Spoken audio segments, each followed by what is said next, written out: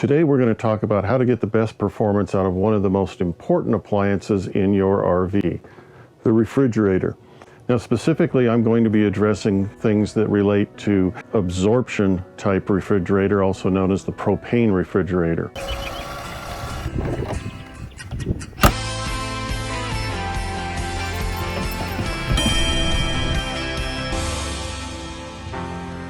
Today, I'm going to discuss some tips, techniques, and some modifications that I've made to my refrigerator to make it work. Unfortunately, I've been in areas that are above 100 degrees quite often, and I can do that without the food in my refrigerator spoiling. That wasn't the case originally in this motorhome with this refrigerator, and by developing some techniques and a few modifications, I've got this refrigerator, in my mind, dialed in to perform. So let's get started. One of the most basic tips is keep the doors closed. One of the first things that happens when it starts getting warm is you start wondering, is my food cold inside? And we do things like open the refrigerator, pull out a can of soda. Does that feel cool to you? Does that feel cool to you? And then somebody else opens the refrigerator to get their opinion. So the more times you open it to check and see if it's cold, the more times you're giving it an opportunity to warm up. So how do we monitor that? I have a wireless thermometer that is always activated. Inside the refrigerator,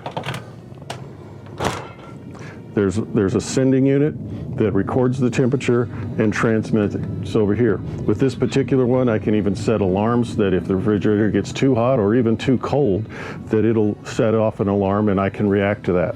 With this thermometer, I can monitor the internal temperature of the refrigerator without opening the door. I like this unit, and I know somebody else who's got one, and he likes his, so I'll post a link for this in the descriptions of this video. On the front of the refrigerator, you've got some controls that will also help you deal with warm weather. Let me move the camera closer so I can show you what we're talking about.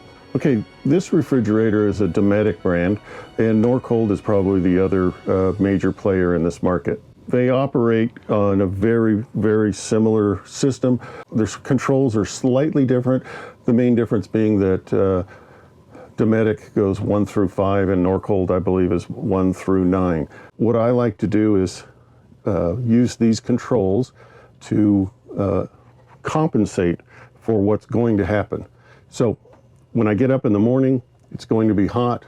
I'm going to shift this control into the coldest. These refrigerators have an internal thermostat, and this is not the thermostat that's controlling what your temperature is going to be.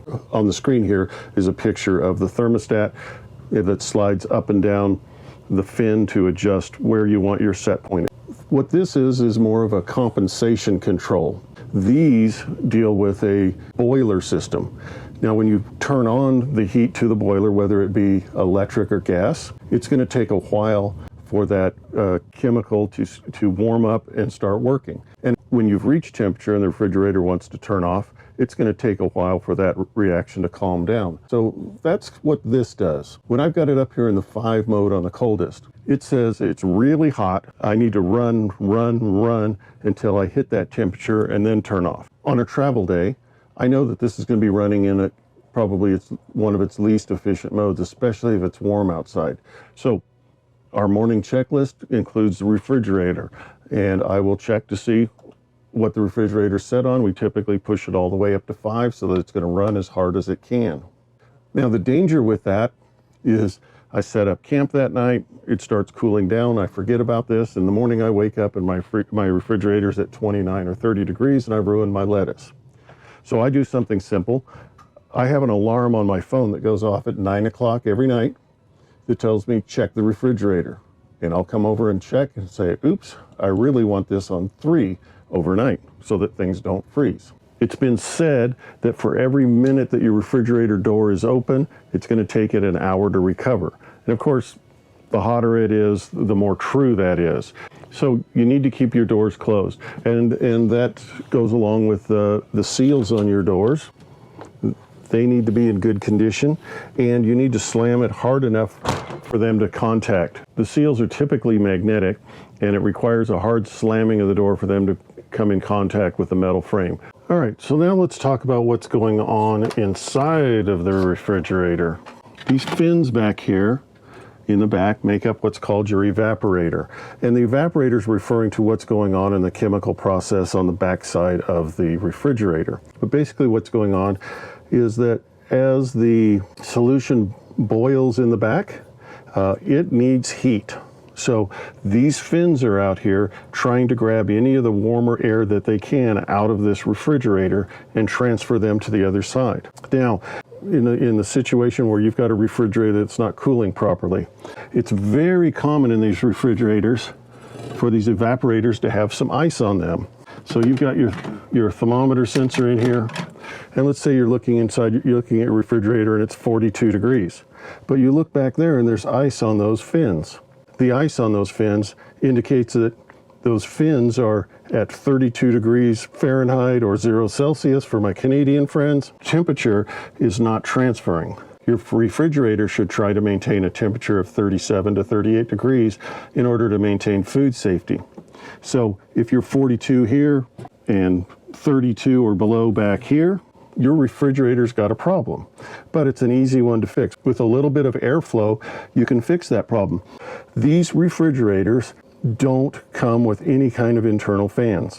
What they rely on is the old heat rises and cold sinks. So by helping them out, we can fix this problem. If you look up here on the top row of mine, I've got a fan unit that pulls in air and pushes it down the evaporator fins and blows it out the bottom. If we look even deeper, my wife probably get upset that I'm showing off our refrigerator, but I've got another blower fan back here that captures the cold air on the back wall and pushes it even deeper into the bottom of the refrigerator. I end up with a current flowing around this refrigerator. Now the fan's not running right now because of the noise, but that circulates this. I never have ice on my fins because of that. So I know that the evaporator fins are grabbing every bit of available heat inside of this refrigerator and pushing it to the other side. There's a lot of different companies that make these fan units. What I would recommend is trying to get a fan that is as close to the full width of your evaporator as you can. I used to have a 2-fan unit in the center of mine, and I would have ice on the outside fin, so I wasn't getting the full benefit of my evaporator. Now, something really important when you're running your refrigerator and you're parked is to make sure you're level. And that's because the coils on the back of the refrigerator rely on gravity, and they kind of zigzag down at very gentle slopes.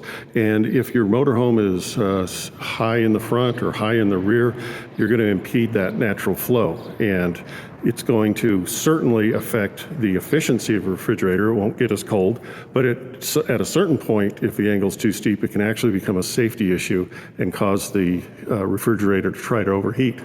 The easy way is just make sure you're level, and you'll be more comfortable in your coach anyway. Now, it's also important to load your refrigerator so that you can get airflow. This kind of situation here, where I've got a plastic bin next to another plastic bin, doesn't allow for much airflow.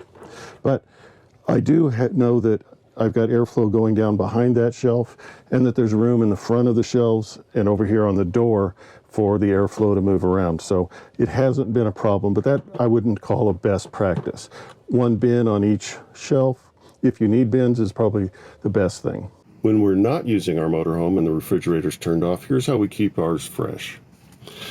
If you leave the doors closed, the moisture and the condensation inside is going to build up, and you're going to get worst case mold, but you'll get some nasty odors. So you want to prop the doors open so that you can get some airflow. It doesn't take much. And then use something soft like a towel so that you don't damage your seals, and let it rest. Now, this will allow just enough air inside to keep from having a musty odor buildup and let things dry out. So these refrigerators are falling out of favor, it seems. A lot of people prefer to put in a residential refrigerator. Certainly a residential refrigerator has, I guess I'll call it, more horsepower. It really doesn't require any management. However, it does require a lot of electricity. And that's the benefit of these absorption refrigerators, is that they can rely on propane to provide the energy for the cooling. It still requires a small amount of 12 volt to power the control system,